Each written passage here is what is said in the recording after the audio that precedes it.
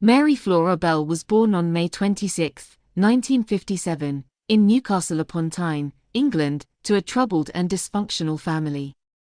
Her mother, Betty McCricket, was a prostitute with a history of criminal behavior, and Mary's upbringing was marked by neglect, abuse, and exposure to a chaotic environment. At a young age, Mary displayed signs of disturbed behavior, often engaging in acts of cruelty towards animals and other children. In the spring of 1968, when Mary was just 10 years old, she committed her first murder. On May 25, 1968, she and her friend, Norma Bell, no relation, who was also around the same age, took the life of Martin Brown, a 4-year-old boy. They lured Martin to an abandoned house, where they strangled him. The authorities initially ruled Martin's death as an accidental overdose, and Mary's involvement went unnoticed. A few weeks later, on July 31, 1968, the young duo struck again. This time, their victim was Brian Howe, a 3-year-old boy.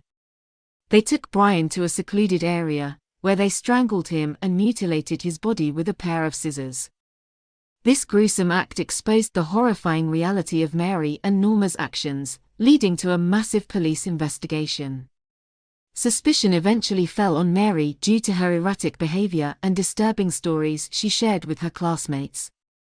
She spoke openly about details that only someone involved in the crimes would know. The police questioned Mary, and she initially denied any involvement.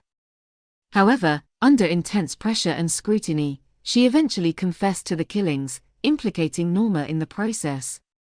Mary's trial began on December 5, 1968, and it quickly became a sensation in the media due to her young age and the shocking nature of the crimes.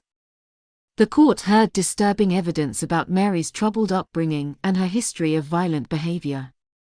Despite her age, the jury found her guilty of manslaughter on the grounds of diminished responsibility for the death of Martin Brown.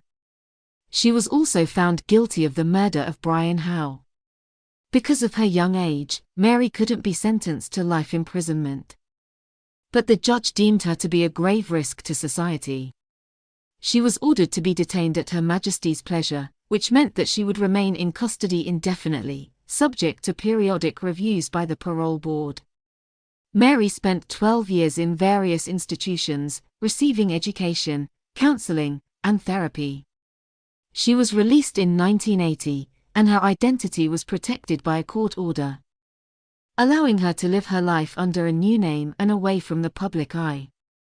The Mary Bell case remains a haunting and controversial example of a child offender, raising questions about the criminal justice system's treatment of young individuals involved in serious crimes, the impact of early childhood experiences on behavior, and the possibilities for rehabilitation and reintegration into society.